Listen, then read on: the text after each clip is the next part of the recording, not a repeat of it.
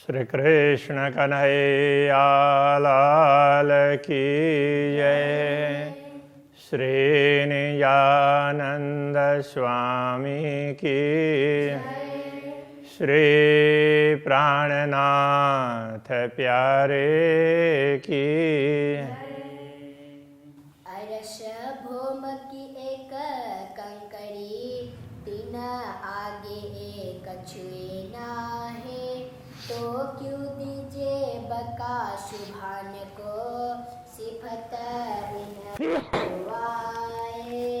सिफत इन जुवाए। श्री कृष्ण कन्हैया लाल की। परमधाम और दुनिया की थोड़ी सी तुलना की जा रही है। परमधाम के सामने परमधाम का एक कण भी अस्तित्व रखता है, इसलिए उसके सामने दुनिया कितनी भी बड़ी दिखती हो, ये मात्र कल्पना की है, इससे अतिरिक्त कुछ भी नहीं है। ये यहाँ पर समझाना चाह रहे हैं। अरस जिमी सब वाहिदत, परमधाम की भूमि है, सब अद्वैत स्वरूप में है। दूजा रहे न इनो नजर, परमधाम की दृष्टि में परमधाम के सामने दूसरी कोई वस्तु है ही नहीं, इसलिए वो तो सब मात्र कल्पना है, यथार्थ में तो कुछ भी नहीं है। ज्यों रात होए काली अंधेरी, त्यों मिटाए देवे फजर। तो जैसे कितनी काली रात हो क्यों न हो, जैसे ही सूर्योदय होता है तो रात कहाँ से कहाँ मिट जाती है पता ही नहीं चलता। तो इस प्रकार परमधाम के एक कण के समक्ष भी दुनिया का कोई अस्तित्व नहीं रहता। तो ये समझाना चाह रहे हैं। अब दूसरे चौपाई में कहते हैं, है हमेशा एक वाहिदत, एक बिना जरा न और। परमधाम तो सदैव अद्वैत भूमिका है, एक बिना जरा न और, तो उसके अतिरिक्त तो दूसरा कुछ है ही नहीं। इसलिए अंधेरा निमुना ना लगता, अंधेरा का उदाहरण भी दिया नहीं जा सकता, क्योंकि अंधेरा भी दिख रहा है। तो ये दुनिया परमधाम के समक्ष दुनिया तो कुछ दिखने वाली ही नहीं है।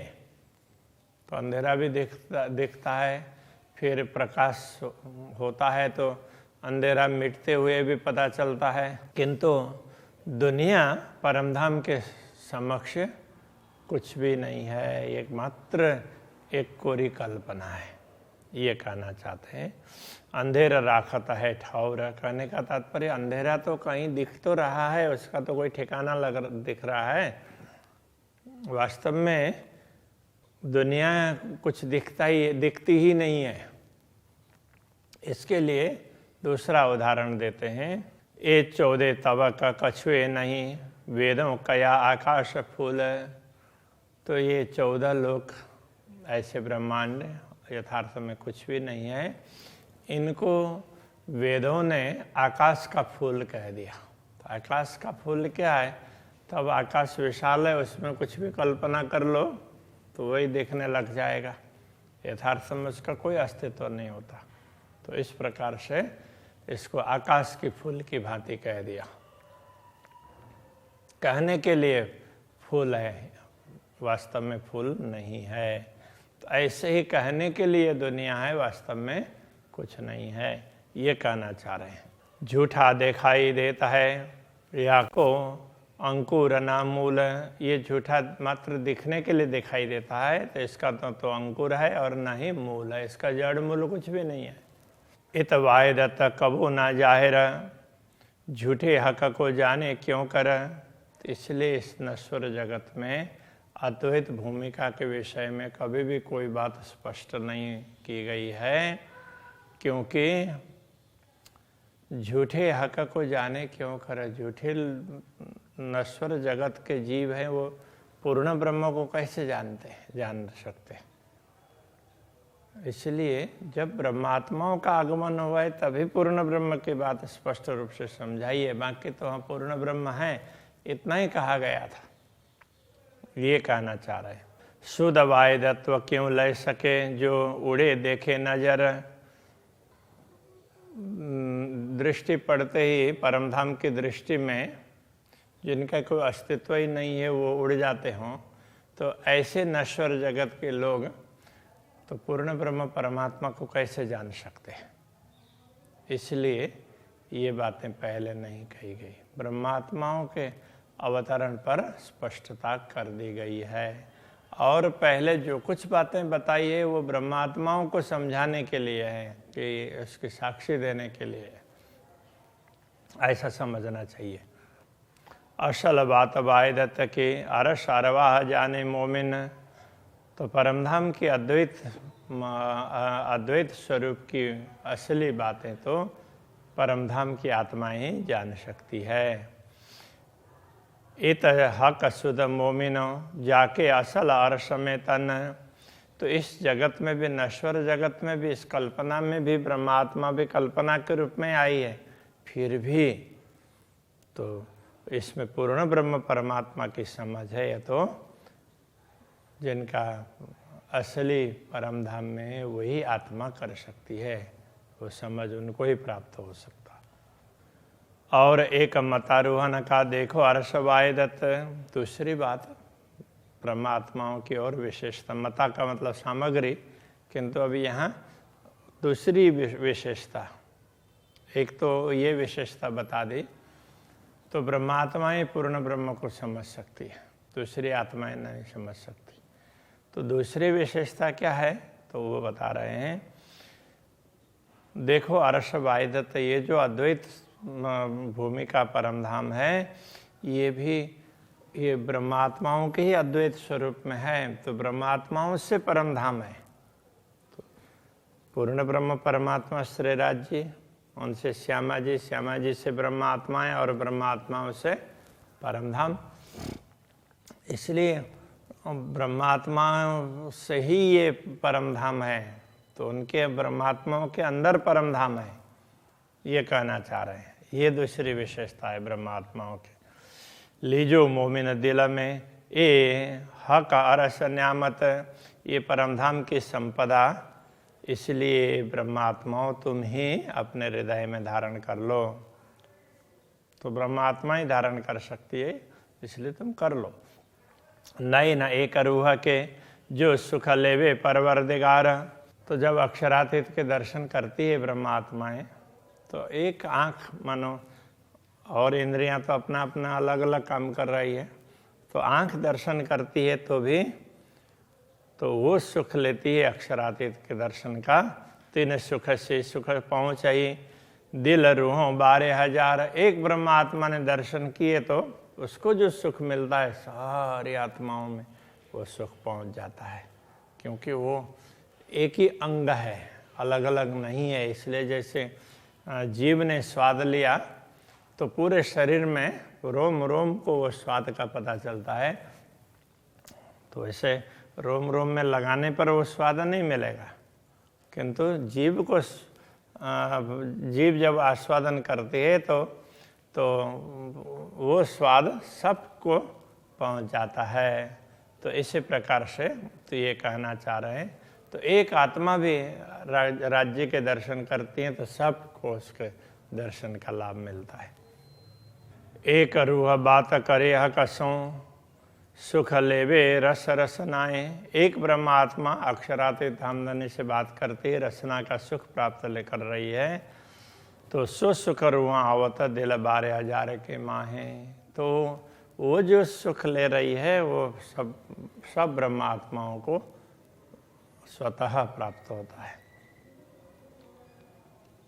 तो ये सब परमधाम में संभव है, तो दुनिया में ऐसा नहीं दिखता है, इसलिए ये बात समझने में भी थोड़ी सी अटपटी जैसी लगती है।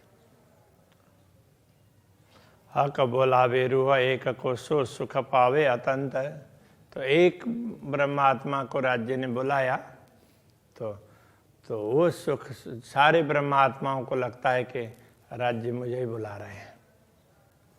सो बात सुन रूह की सब रूहें सुख पावत, तो अक्षरातीत धामधनी की बात सुन करके सारे ब्रह्मात्माओं को वही सुख प्राप्त होता है, जो सुख जिस ब्रह्मात्माओं को बुला रहे हैं उसको प्राप्त हो रहा है। रूह सुख हर एक बात कहा कसम हर समय लेवत।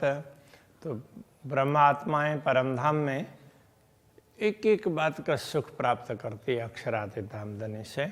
सो सुख सुन रुए सबे दिल अपने देवत। तो वो सुख सुन करके तो जो जो सुख उनको मिलता है तो ब्रह्मात्माएं अपना दिल भी इसी प्रकार से राज्य को दे ही देती हैं। तो वो उसी में मस्त रहती है, दिल देती है कहने का तात्पर्य। तो हक़ें कया रस अपना मोमिनों का जो दिल। इसलिए ब्रह्मात्माओं के हृदय को पूर्ण ब्रह्म परमात्मा ने अपना धाम कहा है। तो सबल आए बाय दत्त में जो यूँ सुख ले तहिल मिल।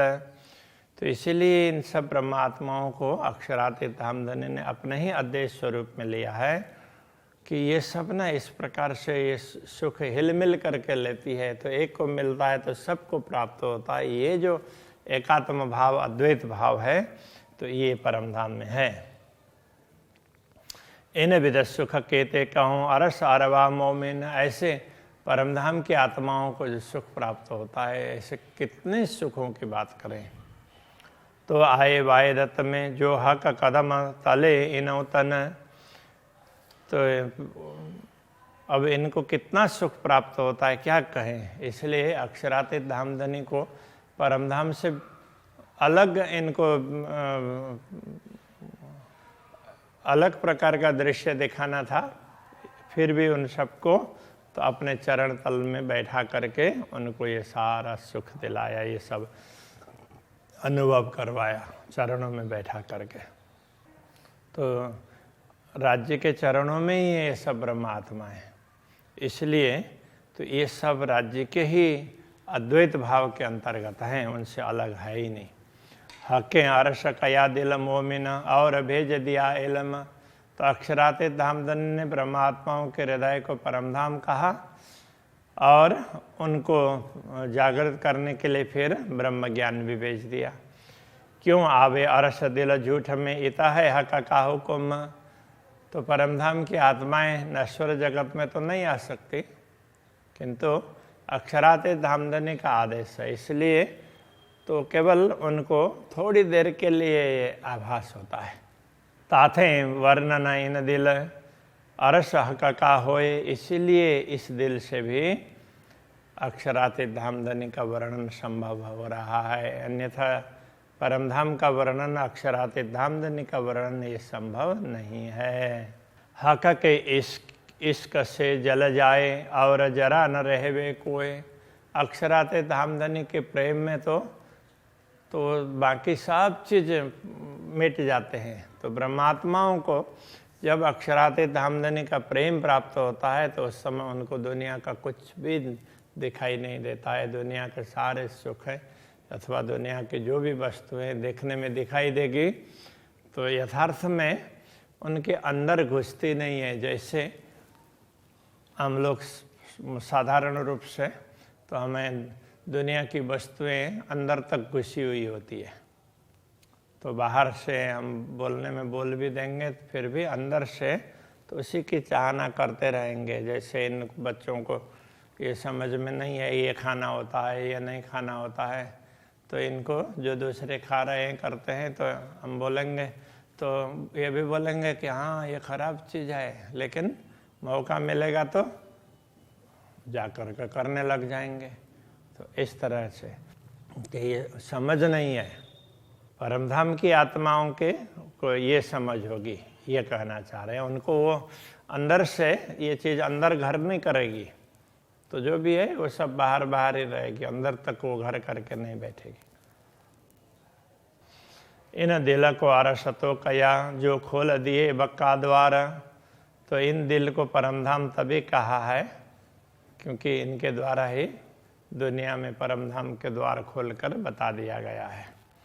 ताथे फेर फेर वर्णबो हकवाए दत्त का श्रृंगार। इसलिए मुझे बार बार वर्णन करने का मन होता है अक्षरातीत धामधनी के श्रृंगार का, उनके स्वरूप का, उनके श्रृंगार का वर्णन करने का बार बार मन होता है। इसका कारण ये है किशोर सूरत हादि हक की सुंदर शोभा पूरन। पूर्ण ब्रह्म परमात्मा श्री राजी और श्यामा जी का स्वरूप है, किशोर स्वरूप है, सुंदर शोभा पूर्ण, सुंदर शोभा से परिपूर्ण है। मुख कमल कहूँ मुकुट की, मुख कमल और मुकुट, पीछे सवा अंग वस्त्र भूषण। तो पहले अब उनके मुख कमल का वर्णन करते हैं, फिर मुकुट का वर्णन करते हैं, फिर सवा अंग वस्त्र भूषण, उनके सभी अंगों में वस्त्र और आभूषण पहने हुए जो जिस प्रकार से है उनका वर्णन फिर करेंगे। नख शिखलों वर्णन करो, याद कर अपना तन। तो अपना तन परम धाम में है और वो अक्षरातीत के सम्मुख बैठा है, ये स्मरण करके तो अक्षरातीत धामधनी के स्वरूप का वर्णन करते हैं। नख शिखलों, नख से लेकर के शिखा पर्यंत। खोल नैना खिलवत में, बैठ तले चरण। तो राज्य के चरण में बैठे हैं ऐसा अनुभव करके और वहीं बैठ करके आंखें खोल करके देख रहे हैं, इस प्रकार से देख करके वर्णन कर रहे हैं, ये कहना चाह रहे हैं। जैसा कहता हूँ हक को यूं ही हादे जाना, जैसे अक्षरातीत धामधनी के स्वरूप का वर्णन करेंगे उसी प्रकार से श्री श्यामा जी का स्वरूप भी अद्वैत स्वरूप है, अखंड स्वरूप है, ऐसा ही समझ लेना चाहिए। आशिक मासिक दो एक है, आशिक और मासुक दोनों एक ही है। एक करदई मसीह पहचान, सदगुरु श्री देवचंद्र जी महाराज वो हम सब के मसीहा है। मसीह का तात्पर्य मसीहा, तो हमारे पथ प्रदर्शक हैं, हमारे सब कुछ हैं, तो उन्होंने ये पहचान करवाई है। जुगल किशोर तो कहे, जो आशिक मासुक एक अंग, आशिक और मासुक दोनों एक ही अंग है। प्रिया और प्रियतम वो एक ही है, इसलिए युगल स्वरूप कहा, युगल किशोर ऐसा कहा है। हक छिन में कई रूप बदले, याई विदहादि रंग।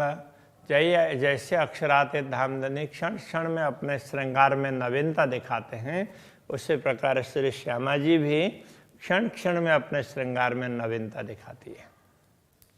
हमारे फुरमान में हके केते लिखे कलाम, हमारे लिए भेजे गए जो भी संदेश है तो वो सब फुरमान है। तो उन संदेश में इन धर्म ग्रंथों में ऐसे कई प्रकार की बातें बताई हैं। माशुक मेरा मोहम्मद, आशिक मेरा नाम।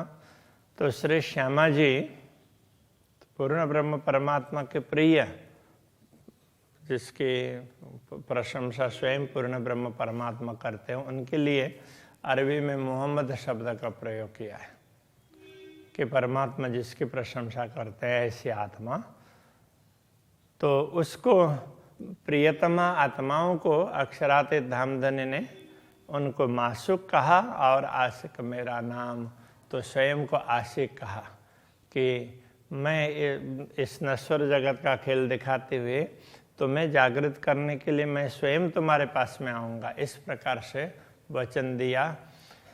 और तो ब्रह्मात्माओं को जगाने के लिए वो स्वयं आए हैं। इस प्रकार की बातें धर्म ग्रंथों में विभिन्न स्थानों में लिखी गई है। ये सारे साक्षी ग्रंथ हैं, इन साक्षी ग्रंथों को हम समझेंगे उसी प्रकार से समझना चाहिए, साक्षी ग्रंथ है। और जो मूल बातें हैं वो स्वयं पूर्ण ब्रह्म परमात्मा ने प्रकट होकर के समझाया है। तो यथार्थम वाणी इसको मूल रूप से पूर्ण ब्रह्म परमात्मा का सीधा सीधा संदेश ऐसा माना है। तो अभी यही रखते हैं। श्री कृष्ण कन्हैया लाल की जय। आशिक मेरा नाम, आशिक मेरा नाम, हमारे फुरमान में हके केते लिखे कलाम, हके केते लिखे कलाम। माशुक मेरा मोहम्मद, माशुक मेरा मोहम्मद, आशिक मेरा नाम, आशिक मेरा नाम, आशिक आशिक मेरा नाम